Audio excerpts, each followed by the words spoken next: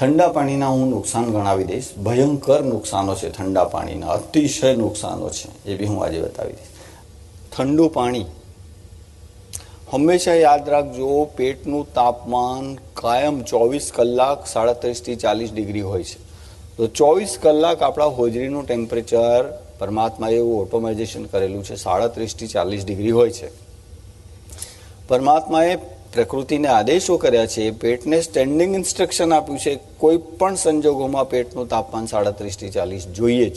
એટલે જે લોકો ફ્રીજનું પાણી પીવે છે, ફ્રીજનું પાણીનું temperature less than 10 degree, less than 5 degree હોય છે. કેટલાક તો એવા વિદ્વાનો છે કે ગ્લાસ પરથી આમ રેલો ના ઉતરે ને ત્યાં સુધી પાણી નહીં પીવાનું, ચિલ્ડ વોટર.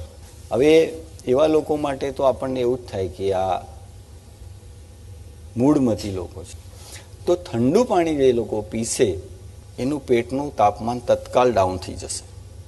એટલે શરીર, પેટ ફરીથી પોતાને એટલા ઊંચા તાપમાન પર લેવા માટે શું કરશે, કોઈ એક સ્પોટ પેટના તરત જ સકંજામાં આવતું હશે ને, એ સ્પોટ આપોઆપ પસંદ થઈ જાય. પછી ત્યાં નસીબના ખેલ ચાલુ થાય. જો કોઈનું પેનક્રિયાસ સપાટામાં આવી જાય તો પેટ સતત પેનક્રિયાઝમાંથી ઉર્જા ખેંચશે, ઉષ્મા ખેંચશે. જે તે દિવસે પેનક્રિયાઝમાં આ સોજો આવશે. અને જો આપમાંથી કોઈક ડૉક્ટર હશે તો એમને ખબર હશે પેનક્રિયાઝનો સોજો કેટલો ખર્ચાળ અને ખતરનાક હોય છે, મટતો જ નથી. પિત્તાશયમાં પથરી થાય, ડાયાબિટીસની બી લોટરી ઠંડા પાણીથી જ લાગે. હોજરીનો વાલ સંકુચિત થાય, એની સ્થિતિસ્થાપકતા ઘટે, હાઇટસ હર્નિયા કહેવાય છે એને. બધો ઉભરો મારશે ખાધેલું, લાય બળશે. પછી સમજો આંખોના ભાગમાંથી ઉષ્મા, ગુરુત્વાકર્ષણના નિયમ મુજબ અહીંથી ઉષ્મા ખેંચાવાનું શરૂ થશે.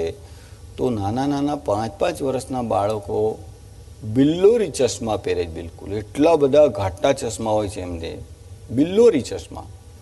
પછી કાનની નસો સુકાય એટલે બહેરાપણું આવે, અને મગજની નસોમાંથી ઉષ્મા ખેંચાય નાના મગજ માસેથી, ત્યારે જીવન પર પૂર્ણ વિરામ મૂકવાની ક્ષણો આવી જાય. કારણ કે જીવો કે ના જીવો કોઈ મતલબ નથી. ચાલે તો બી લથડિયા ખાય, 2 જણ પકડીને ચલાવવું પડે, સેરેબ્રલ એટ્રોફી થઈ જાય એને, એવા બધા વિષયો એક ઠંડા પાણીના પાપથી. એટલે ક્યારેય ઠંડુ પાણી નહીં પીવાનું. વાતાવરણના ટેમ્પરેચર કરતાં માટલાનું ટેમ્પરેચર 2 ડિગ્રી ઓછું હોય છે તો માટલાનું ટેમ્પરેચર ચાલે, પણ ફ્રીજનું પાણી તો આપને વિનંતી કરું છું ક્યારેય ના આપીઓ. જઠરાગ્નિ પર એટલો અત્યાચાર કરો છો આપ, કુઠરાઘાત કરો છો.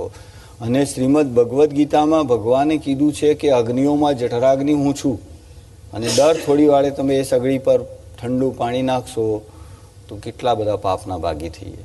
એટલે ફ્રીજનું પાણી ના પીવાય. વંદે માતરમ. ભગવાન સ્વામિનારાયણ કી જય.